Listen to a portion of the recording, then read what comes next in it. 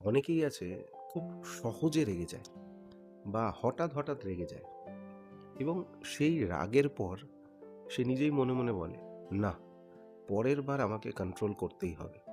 কিন্তু পরের বার সেই একই ঘটনা ঘটে। আর তারপর কি হয় জানো? যে জিনিসটা সব থেকে বেশি কষ্ট দেয় সেটা কিন্তু ওই রাগটা না। ওই রাগের পর একটা গিল্ট ভাব, নিজেকে দোষী মনে হওয়া। মনে হয় যে আমি বারবার কেন এই ভুল করে ফেলি। মানে সত্যি কি আমি একটা খারাপ মানুষ? একটা কথা মনে রেখো, রাগ কিন্তু তোমার চরিত্র না। রাগ হচ্ছে তোমারই মনের একটা অপ্রকাশিত সংকেত।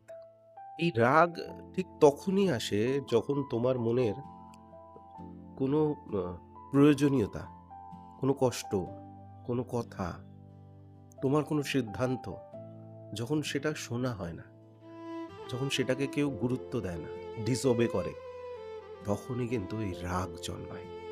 রাগ জন্মায় যখন এক্সপেকটেশনস পুরো না হয়। ঠান্ডা মাথায় নিজেকে বিচার করো, নিজেকে চেনার চেষ্টা করো।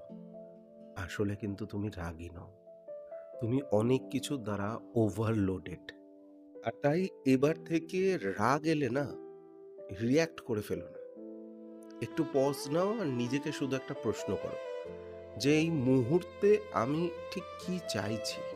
তোমার এই ১ সেকেন্ডের পজ, এই প্রশ্নটাই রাগ আর সচেতনতার মধ্যে একটা ফারাক করে দেবে।